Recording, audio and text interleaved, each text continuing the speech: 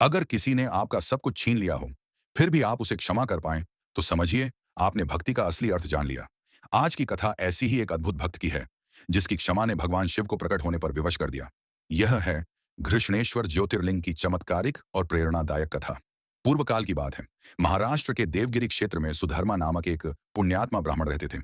उनकी पत्नी सुदेहा धार्मिक प्रवृत्ति की थी, परंतु संतान न होने के कारण दोनों अत्यंत दुखी थे। संतान प्राप्ति की तीव्र लालसा में सुदेहा ने अपनी छोटी बहन घुष्मा का विवाह अपने पति सुधर्मा से करवा दिया। घुष्मा परम शिव भक्त थी। वह प्रतिदिन 101 पार्थिव शिवलिंग बनाकर उनका पूजन करती, फिर समीप के सरोवर में उनका विसर्जन करती थी। उसकी भक्ति से प्रसन्न होकर भगवान शिव ने उसे एक तेजस्वी पुत्र का वरदान दिया। परंतु यही प्रसन्नता सुदेहा के भीतर ईर्ष्या का कारण बन गई। एक रात्रि ईर्ष्या से अंधी सुदेहा ने घुष्मा के पुत्र की हत्या कर दी और उसके शव को उसी सरोवर में फेंक दिया जहां शिवलिंगों का विसर्जन होता था। सुबह जब घुष्मा को यह हुआ, तब भी वह व्यथित न हुई। उसने अपनी पूजा बंद नहीं की। वह बोली, हे प्रभु, जो कुछ भी हुआ वह आपकी इच्छा से हुआ है। आप जैसा उचित समझें वैसा करें। उसकी ऐसी निष्काम भक्ति और क्षमा भाव से भगवान शिव स्वयं प्रकट हुए। उन्होंने बालक को पुनर्जीवन प्रदान किया।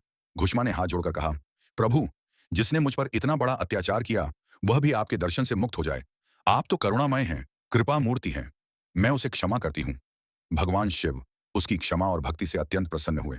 उन्होंने कहा, घुष्मा, मैं तुम्हारी इस उदारता से और विकार रहित स्वरूप से अत्यंत प्रसन्न हूं। तुम कोई भी वर मांगो। घुष्मा ने कहा, हे प्रभु, यदि आप प्रसन्न हैं तो यहीं सदा निवास कीजिए और मेरे नाम से यह स्थान प्रसिद्ध हो, यही मेरा वर है। तब महादेव ने कहा, आज से यह स्थान घुष्मेश्वर या घृष्णेश्वर कहलाएगा। यहां मैं सदा ज्योतिर्लिंग रूप में निवास करूंगा। जो भी भक्त सच्चे मन से यहां आएंगे, उन्हें संतान, समृद्धि और शिव दर्शन का पुण्य प्राप्त होगा।